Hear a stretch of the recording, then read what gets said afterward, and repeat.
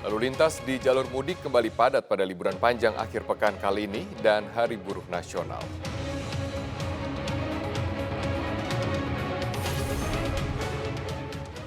Menteri Agama Republik Indonesia Lukman Hakim Saifuddin menyerukan 9 poin ceramah di rumah ibadah. Respon agar rumah ibadah tidak menjadi pusat konflik ataupun agitasi politik.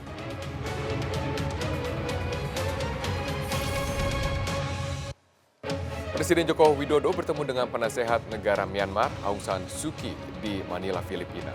Presiden Joko Widodo menyatakan kesiapan untuk membantu Myanmar dalam membangun wilayah Rakhine dan juga Muslim Rohingya.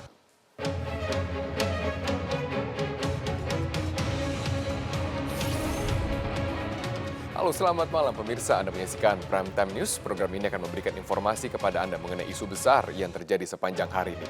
Kami akan menyajikannya kepada Anda dengan mengemas makna dalam sebuah berita. Saya Robert Haryanto, saya akan menemani Anda selama 60 menit ke depan. Inilah Prime Time News selengkapnya.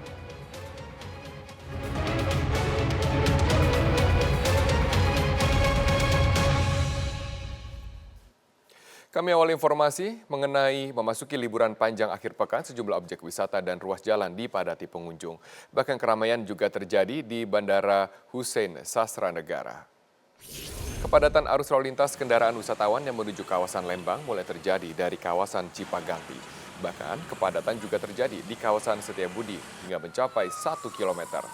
Antrian panjang kendaraan didominasi kendaraan roda 4 yang berasal dari Jakarta, Bogor, dan Bekasi.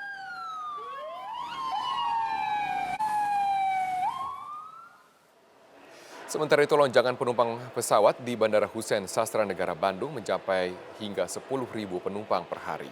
Banyaknya wisatawan yang ingin menghabiskan momen libur di kota Bandung menjadi alasan terjadinya lonjakan penumpang.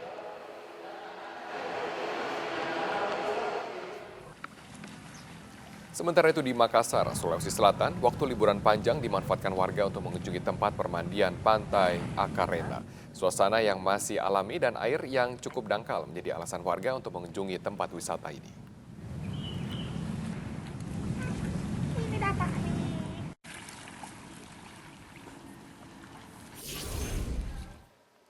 Sementara itu, stasiun kereta api Pasar Senen Jakarta Pusat hari ini dipadati sejumlah penumpang di hari libur panjang akhir pekan dan Hari Buruh Nasional. Meski puncak kepadatan telah berlalu di hari ini, namun penumpang masih terlihat di area stasiun. Sejak Sabtu pagi, stasiun kereta Pasar Senen terus didatangi ribuan calon penumpang yang akan pergi ke luar kota. Banyaknya calon penumpang terlihat mulai dari area luar stasiun, dan panjangnya antrean di pintu masuk boarding tiket hingga di ruang tunggu kereta atau di peron. PT KAI telah memberangkatkan sekitar 12.000 lebih calon penumpang untuk tujuan sejumlah kota besar di Jawa Tengah, Jawa Timur, dan juga Yogyakarta dengan menyediakan kereta tambahan. Sementara itu, pada hari Kamis dan Jumat kemarin, PT KAI telah memberangkatkan sekitar 18.000 lebih penumpang.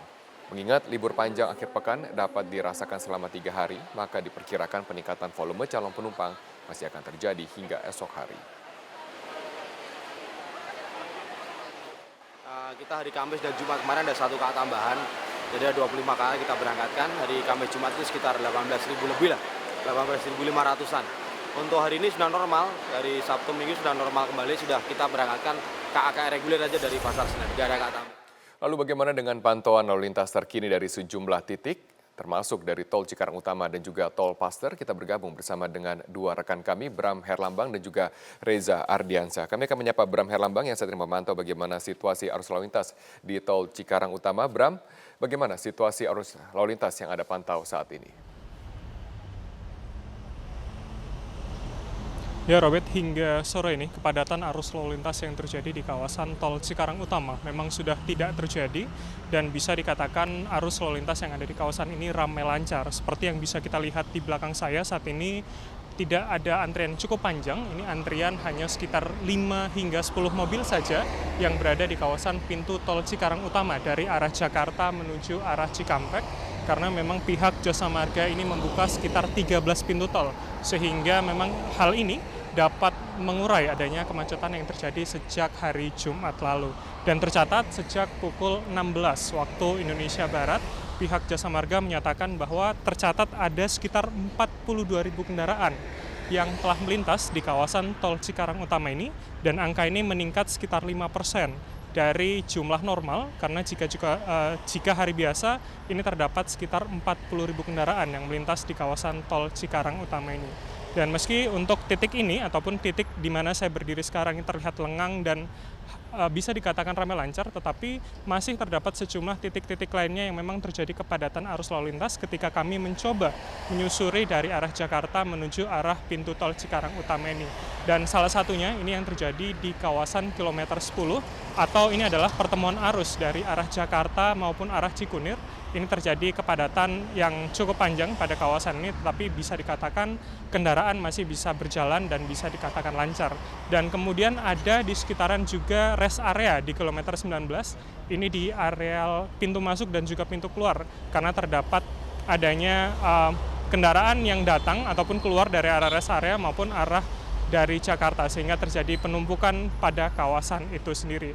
Dan hal yang berbeda ini terjadi pada arah Cikampek menuju Jakarta. Kami melihat sejak tadi siang ini arus kendaraan memang lebih ramai ketimbang dari arah Jakarta menuju arah Cikampek. Dan menurut Jasa Marga hal ini terjadi karena memang adanya sejumlah penyempitan jalan yang terjadi karena adanya perbaikan sejumlah fasilitas tol di kawasan Cikarang Utama dari arah Cikampek menuju Jakarta, sehingga pihak Jasa Marga menghimbau kepada masyarakat agar tidak berhenti di jalan ataupun tidak memaksakan diri untuk masuk ke rest area jika rest area itu penuh, sehingga nantinya dapat mengurangi angka kemacetan yang terjadi. Robert. Baik, terima kasih Bram. Kita beralih ke rekan kami Reza Ardiansyah memantau di gerbang tol Paster. Reza, bagaimana dengan situasi arus lalu lintas di sana? Apakah masih terjadi kepadatan? Robert, kepadatan di tol Paster yang semula terjadi saat ini sudah terurai. Suasana yang tampak di belakang saya, arus lalu lintas kendaraan di gerbang tol Paster sudah lancar. Kendaraan yang baru saja keluar dari tol Paster dan menuju kota Bandung bisa melaju dengan kecepatan hingga 60 km per jam. Ini juga tampak dari data yang saya catat dari Jasa Marga, bahwa hingga pukul setengah 6 tadi, dari pukul 16, ada 2.528 mobil yang keluar dari gerbang tol Paster. Ini jumlah yang lebih kecil dibanding interval 2 jam sebelumnya, yaitu pada pukul 14 hingga pukul 16 yang merupakan puncak kepadatan arus lalu lintas di gerbang tol Paster.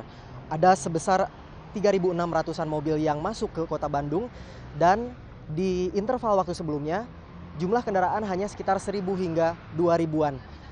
Salah seorang petugas yang sempat saya wawancara menganalisa bahwa penyebab cepat terurainya kemacetan di gerbang tol Paster diperkirakan karena para wisatawan mengantisipasi potensi kemacetan yang terjadi karena adanya kompetisi sepak bola Liga 1 antara Persib Bandung melawan Sriwijaya FC di Stadion Gelora Bandung Lautan Api.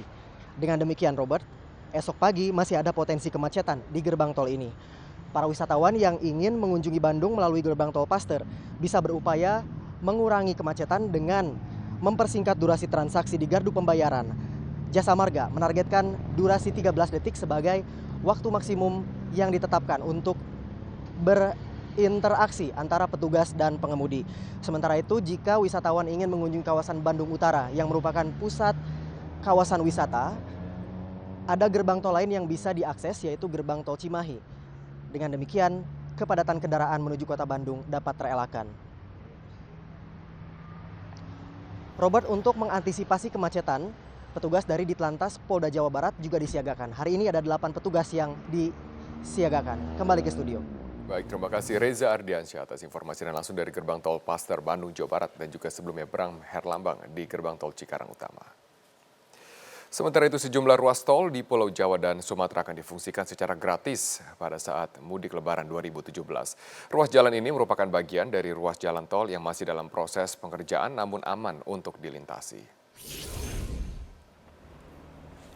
Badan Pengatur Jalan Tol berencana akan memfungsikan sejumlah jalan tol di Pulau Jawa dan Sumatera secara gratis. Pembukaan jalan tol untuk mengurangi kepadatan kendaraan saat para pemudik ingin berlebaran di kampung halaman.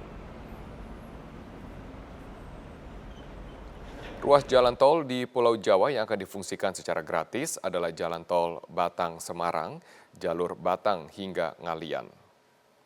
Ruas jalan ini rencananya akan difungsikan secara gratis pada mudik Lebaran 2017.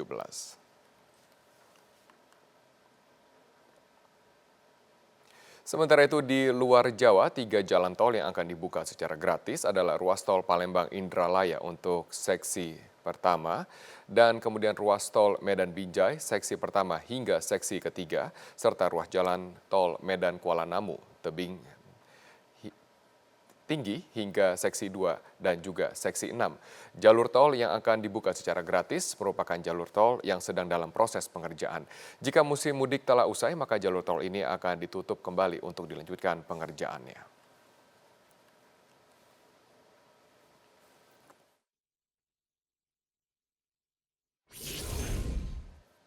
Tetaplah bersama kami, Prime Time News akan kembali dengan informasi Menteri Agama Republik Indonesia, Lukman Hakim Saifuddin, menyerukan 9 poin ceramah di rumah ibadah.